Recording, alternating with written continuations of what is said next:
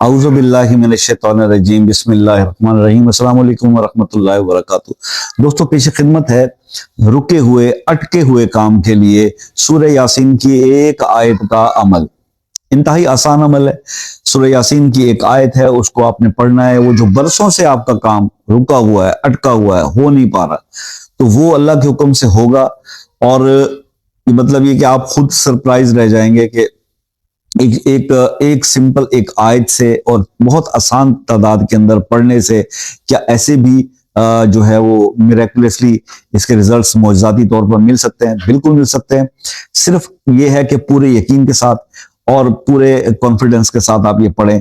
मैंने जब भी कोई काम किया है और ये सोचा है कि ये मतलब उसके अंदर इफ एंड बट्स नहीं थे और पूरा यकीन अपना दिल जो है उसको यकीन के साथ करके और फिर वो काम किया है, तो उसका रिजल्ट वो है जरूर मिला है। लेकिन जहां पर वसवसा डाल दिया किसी शैतान लईन मरदूद ने, तो वो वहां पर वो काम फंस जाता है, अटक जाता है।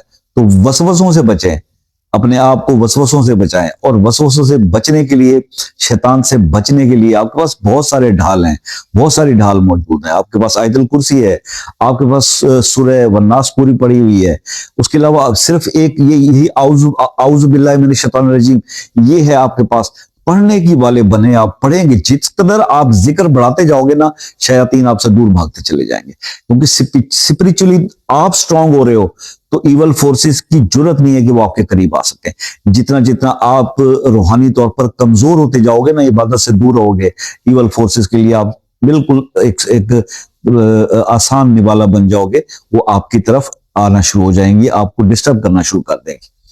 तो बहरहाल जनाब, अटके हुए काम के लिए, रुके हुए काम के लिए, बरसों से रुके हुए काम के लिए सूरह यासीन की एक आयत का अमल आपको बता रहा हूं। ये अमल आप कर दें। आपका कोई भी ऐसा काम है जो अरसे दराज से नहीं हो पा रहा, बहुत अमल कर लिए, बहुत दुआएं मांग ली और वो नहीं हो पा रहा, तो वो इस एक आयत सूरह यासीन की आयत 82, इन्नमा अमरुहु इज़ा अरादा शय्यन अन यक़ूल लहू कुन फयकून, इस आयत के लिए आपने सिर्फ इतना करना है कि वो जो भी मसला आपके जहन में है उसके लिए आपने दुआ करके इसको करना है।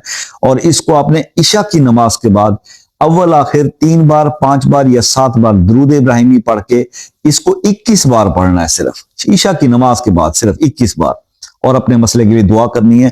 11 दिन ही कर लें, 21 दिन कर लें। अगर 11 दिन में नहीं होता तो 21 दिन, इंशाल्लाह आप 41 तक आपको नहीं पहुंचना पड़ेगा। आपका वो जो भी रुका हुआ काम है, अटका हुआ काम है, वो हो जाएगा। तो ये अमल आज आपके साथ सूरह यासीन की इस पावरफुल आयत का शेयर करना था। इसको आप जरूर जो है इस पे प्रैक्टिकली इसको इम्प्लीमेंट कीजिएगा। फीडबैक से मुझे आगाह कीजिएगा कि आपको कैसा इसका फीडबैक मिला। और उसके बाद यह है कि अगर मुझसे कोई मजीद इसके बारे में रहनुमाई लेने चाहते हैं तो फिर शाम 6 से रात 10 बजे तक कॉल कर सकते हैं।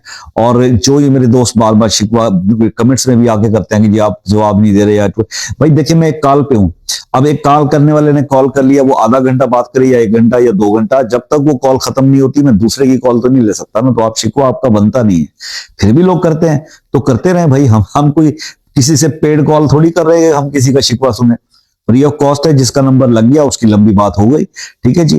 तो UK, USA, Canada, New Zealand, Australia वाले मेरे बहन भाई एक मैसेज करके टाइम ले लिया करें ताकि आपकी तसल्ली से आपसे बात हो सके।